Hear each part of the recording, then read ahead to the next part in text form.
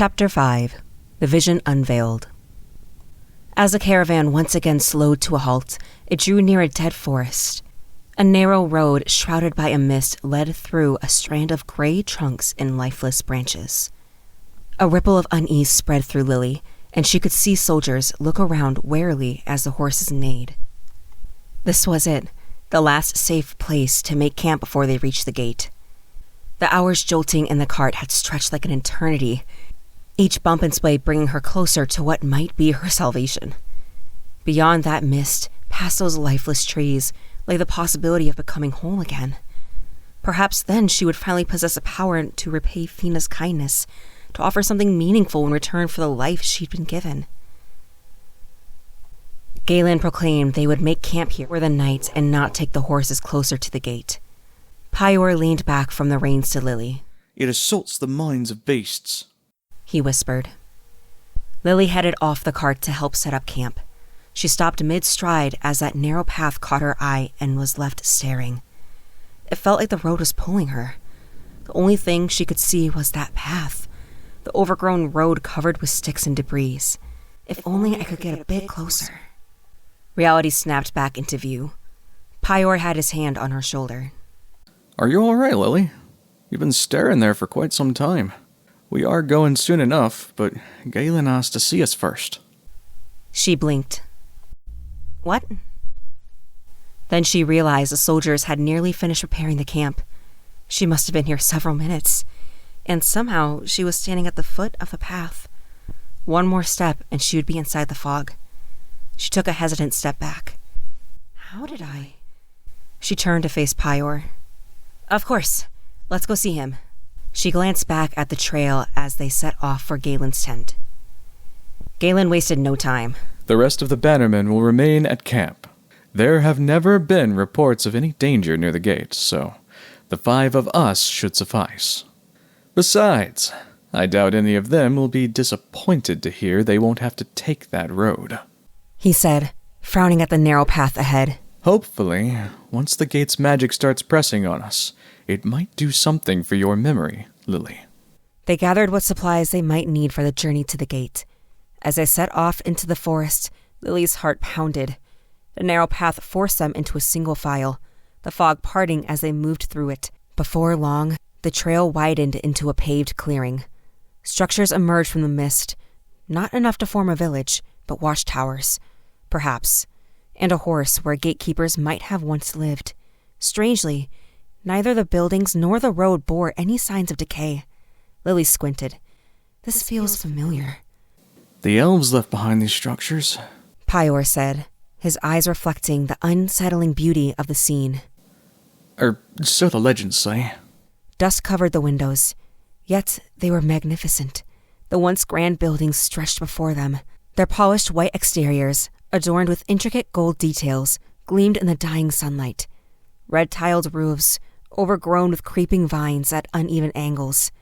The very stones beneath their feet whispered of a forgotten age, a testament to a civilization lost to time. Pior continued, his voice low. "We don't know how to build roads or fancy designs like that, and certainly nothing that would last so long." His words lingered in the silence. They continued on. The roads curved just past the next tower where the gate would be. She could see one of its spires, even with the structure partially blocking her view. Lily looked from building to building, her pulse quickening. Something about the land, her shrouded memories, and the unreal pressure building within her made it feel as though she were deep underwater. She heard voices, whispers, and what felt like a breath on her neck. She looked around in a frantic search, but there was no one. She thought about saying something, but fear kept her silent. The quiet was broken by Fina. "This barrier will make me go insane," she exclaimed. "Can somebody sing something? Or just scream? Just about anything will do." Her plea was met with Galen's approval. "That, Lady Fina, is the best suggestion I've heard all day." His kingly poise was momentarily forgotten as he began to sing a melody. His voice, though shaky, carried a comforting charm. "Though the night is dark and battles draw near, our hearts shall not be slaves to fear, with Lumiere's light to guide our path. We will not give in to frights tonight. Fina and Lily exchanged smiles. When Pyor and Haldor added their resonant bass tones to the song, Lily's face morphed from a smile to amazement. The harmony of their voices sent a ripple of surprise through her. From mountains high to valleys deep, in brotherhood our vows we'll keep. For bond of blood, for bond of kin, in song and soul we are akin. Ghalen halted, his song silenced. They had reached the end of the paved road. At the edge of the tower, a circle of curiosity-shaped mosaics in different colors led around the corner where the gate would be. He glanced back at Lily and said, We cannot go much further, Lily. Not past the yellow carvings. He pointed to the square stones on the ground with yellow mosaics, then gestured for them to continue. The barrier will not let us through. My hope is that it will not stop you. Lily swallowed and set her jaw. Turning the corner, she saw it. It was magnificent, crafted from the same polished white stones as a towering wall. The two doors, carved from deep blue wood, gleamed with golden ornaments. At their center, a crest was divided into 4 quadrants, each bearing a symbol: a gust of wind, a mountain, a wave, and a tree. A rose lay in the heart of the design, its petals stretching outward, touching all 4 symbols, as if binding them together. The carvings pulsed softly, as if its tiny suns were trapped within. Flanking the gate, 2 massive anchoring towers supported the doors, their golden spires reaching skyward. Lily was speechless. End of the road. Now comes the moment of truth. Can you go where none of us can? Ghalen asked. As Lily regained her breath, she felt a rush of fear facing the task. Seeing Pyor's encouraging nod, she returned the gesture and took her first step forward. She moved past Ghalen, then toward the presumed barrier. As she stepped beyond the yellow inscribed stone, she heard gasps and spun around. Pyor clenched his fists. Ghalen was wide-eyed, and Haldor had a frown. Fina nudged her hand, urging her to go on. Lily took a deep breath, turning to face the giant gate again. Walking forward, she reached out and touched the gate. Pain enveloped her body, and her eyesight blurred. Visions assaulted her mind, fragmented, vivid, and overwhelming. She saw a figure standing amidst the smoke and flame, and though she was only a witness, she knew without a doubt it was herself. But not as she was now. This Lily wore extraordinary armor like the one she glimpsed in the water's reflection. A winged helmet crowned her head, a dark blue cloth masked her mouth, and a silver and blue breastplate etched with the emblem of a hand cradling a book gleamed on her chest. Awe rippled through Lily as she watched her own spectral double. The setting, too, felt familiar, yet changed. The gates before them was not blue, but a furious red, wide open. Another figure stood at her side. He looked like another elf, but cloaked in black robes laced with gold. The armored Lily turned suddenly, startled by something unseen. But her cloaked counterpart remained still, unflinching, as the gate slammed shut. Berserkers attacked. She watched herself fight, relentless, desperate against a tide of humans and beasts. Eventually, exhaustion dragged her to her knees. She saw magic wrap around her limbs, binding her. The cloaked figure approached. Without hesitation, he drove a blade through the chest of the kneeling Lily.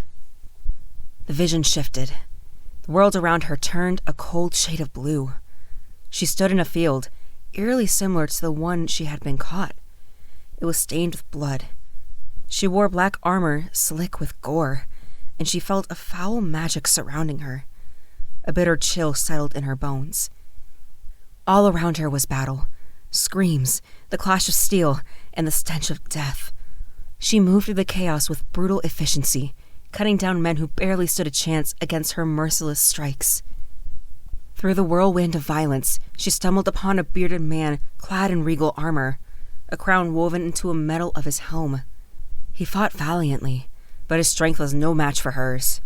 With a final blow, she cut him down. As he fell, the opposing army broke into a retreat. Above the din of the battlefield, a boy's scream cut through the noise like a blade. Father! The sound twisted in her mind, raw and filled with terror. Gasping, she woke back at the gate, the blue tint of the world fading, her heart hammering, the vision's cold still clinging to her skin. Her legs gave way as exhaustion crashed through her bones. She thought she heard the others calling out. Their voices seemed to come from underwater, muffled and distant. She tried to respond, but her throat felt raw and empty, the words dissolving before they could form. She forced herself upward. Her legs trembled with each shaky step back towards her companions, desperate to reach them before her strength failed again. The moment she crossed the barrier, her knees buckled. Strong arms enveloped her before she hit the ground. Pyor's familiar scent of leather and pine cutting through reached her. He cradled her against his chest while gentle hands traced her temples, Fina's worried murmuring washing over her. She just seems exhausted. Fina's voice drifted to her as if it was from far away. We must get her back to rest. Ghalen was eager to rid himself of the voices gnawing at his mind, so he hurried the group back towards the camp. Pyor carried Lily, who had passed out the moment she left the barrier. When she had crossed that threshold, when she had actually stepped through where countless humans had failed, Galen's breath had caught in his throat.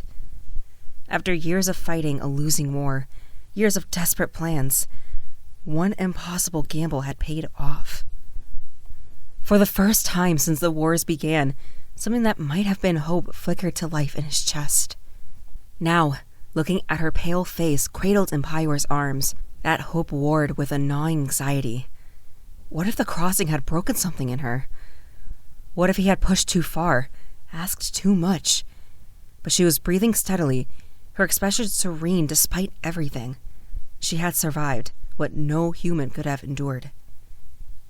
They propped her against a tree and sat near her, almost motionless, watching her. Some soldiers were curious about what they had learned, but Ghalen asked for privacy. The waiting felt as if it went on for an eternity. Every minute that passed could contain the answers he so desperately needed or confirm his worst fears. Nearly an hour after their return, Lily awoke to an air thick with unspoken questions. As she regained her bearings, Ghalen stepped forward, fighting to keep the desperate edge from his voice. So, Lily? He began, trying to sound gentle rather than hungry for answers. How are you feeling? Did you learn anything? The rest of the group turned their intense stares toward her, hanging on the edge of their seats for her response. Lily put her fingers to her temple, massaging it. My head hurts, she said, then began recounting her visions. The gate was open. I came from the other side. There were so many foes, she said, taking a deep breath before continuing. It seemed like waves of endless hatred were crashing against me. I must have killed at least 50 before I collapsed. She stared into the grass, clearly shaken. She continued describing the sight of herself in fantastical armor, the red gates, and the black-robed figure. Regrettably, she concluded, she could not recall anything more. It was closer to a vision than a memory. The words hit Ghalen with conflicting force. No memories to guide them. No clear path forward. That stung, leaving him clutching at straws when he had hoped for answers. But beneath the disappointment, something else stirred. She had come from the other side of the gate. She had fought there, belonged there in ways no human ever could. His desperate theory about what she truly was grew stronger with every word she spoke. The dream wasn't dead yet, even if the path forward remained shrouded. He kept his expression carefully neutral, unwilling to let her see the war between frustration and renewed determination playing out in his chest. Well, at least that confirms you came from within the walls, Fina mused. Pyor nodded in agreement, added, Aye, and a mighty warrior you must have been, fighting so many foes. The gate was red, you say? I wonder what that means. He pondered out loud. Ghalen perked up.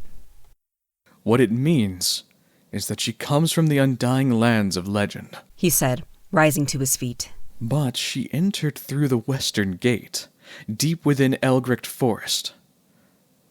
If I remember correctly, their gate is as red as ruby.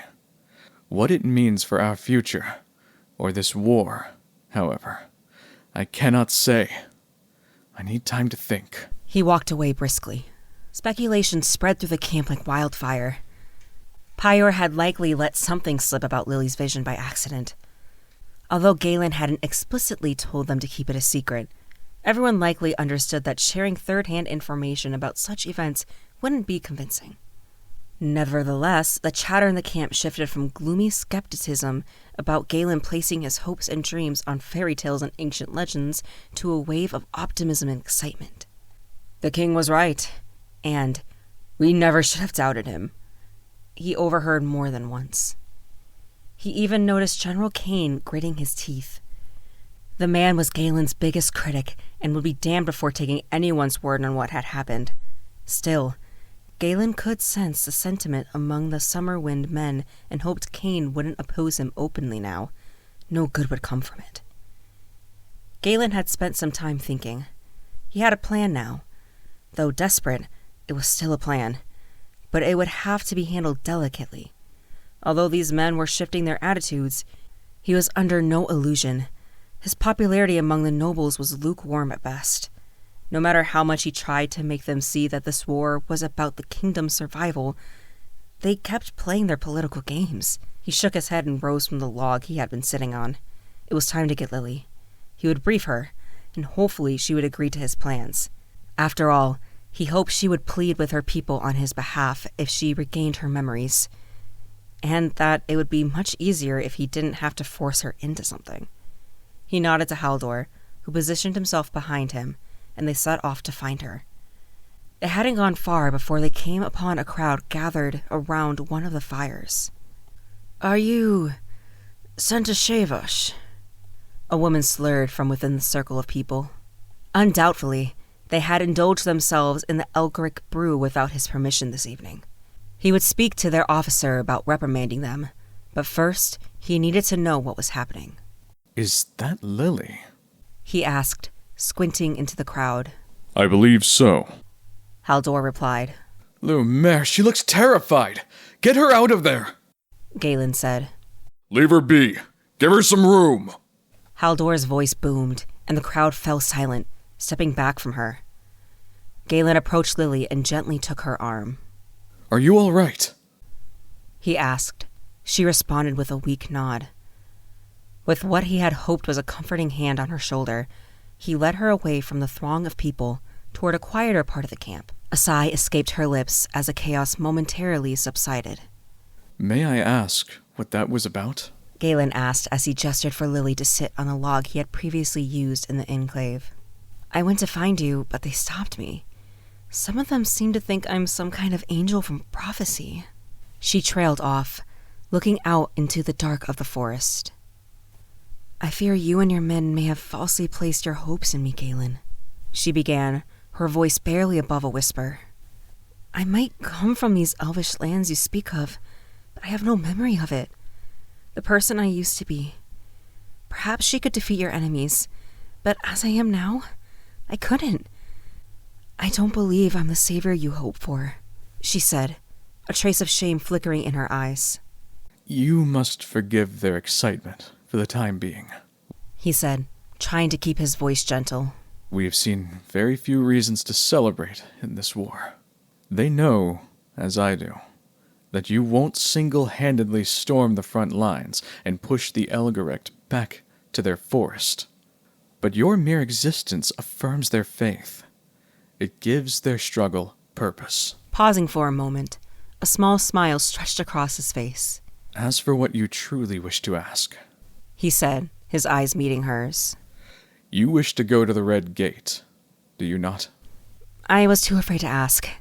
How could you know? She looked at him, eyebrows raised. Just as I'd hoped. Ghalen swallowed. I must share some unfortunate news regarding your request. Even if I were to gather all of my forces, it wouldn't be enough to launch an attack deep into the heart of the western country where the Red Gate stands. He tried to soften his gaze as he continued. If you wish to reach it, it will have to be through a covert mission. I will still aid you. Retrieving your memory is of utmost importance to us. But first, we need to return to the capital, gather supplies, and assemble a capable team to guide you. He sighed. I apologize if this isn't the news you were hoping for, but I'm afraid it's the only viable option. Even then, I must admit, the odds are not in our favor. I understand. Thank you. She lowered her head and asked to leave to head back to her bed. Ghalen retreated to a secluded spot at the edge of the camp and stared into the night. Exhaustion pressed down on him, yet his restless mind kept him awake. He had always stayed up late, for without the refuge of bone-deep fatigue, his thoughts would churn relentlessly. Rest in his tent became a torment of twisting and turning beneath his blankets, sleep always out of reach. Trembling, he raised his right hand and inspected the place where he had taken a deep cut 2 years ago. The quiver was unpredictable, sometimes barely there, other times undeniable. But it was always worst when he was tired. Is this my punishment? He wondered bitterly. For leading countless men and women to their deaths. And for what? A few more months before the rest of us get the same fate? He rested his forehead in his shaking hand. His thoughts drifted to Cain and the summer wind soldiers. A good leader, a fine soldier, except for his unwavering loyalty to the South. He had never respected Ghalen. At best, he had tolerated Galen's father. But now, his actions bordered on recklessness, on treason, constantly testing the boundaries, and Ghalen no longer knew what to do. He depended on the Southern soldiers, and he couldn't afford to alienate them. Yet, at the same time, he couldn't afford to look any weaker than he already did. He sighed. You would have challenged him to single combat and taken his head off in a heartbeat, wouldn't you, grandmother? And father, Begram the Merciful, you would have somehow made peace instead. His shoulders sagged. His lonely contemplation was broken by the snap of a twig. He responded, irritation evident in his tone.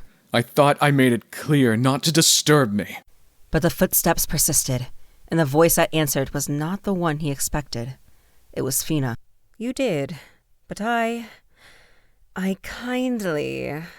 She hesitated, as if the word didn't quite sit right on her tongue. I reminded them that they cannot deny a high priest of a temple, can they? Ghalen shook his head. You probably scared them witless, using your position like that. Sometimes, Fina, you have a cruel streak. Despite himself, he found his irritation fading at the familiar curve of her lips, the warmth hidden beneath her teasing tone. It had always been difficult to remain angry at her, even now. Memories stirred, glimpses of days where she'd laughed freely beside him, when her mere presence had made burdens feel lighter. Simpler times, before the war had twisted everything. Is there something you need? You should rest. We set out early tomorrow. He asked as she drew closer. Her playful demeanor replaced with seriousness. The girl. Oh, but by the light, I'm fond of her. At first, I wanted to know about her power. But now, it's been years since I've had someone who didn't treat me like royalty. For that alone, I thank her. But Ghalen... She paused, and he searched her eyes. Surely you don't expect her to put on armor and be our salvation in this war? I have plans for her. But I must admit, I had higher hopes for what we might gain in knowledge by bringing her to the gate. Light. If the Elgarect can have the power of the dead rise up and fight for them, is it so wrong for us to hope an angel might come to aid us? He scoffed. No, Fina. You don't need to worry. All the rumors are not true. I have not abandoned all reason for dreams of a miracle. Hope still remains that her memories can help us. He clenched his fists, staring out into the dark. But I need to gather with my advisors before I make any new plans. Fina opened her mouth to reply, but was cut off. That will be all, High Priestess. Turning, she hesitated for a second, then added in a softer tone. You do not need to bear all your worries alone, Ghalen. He gave her a stern good night in reply.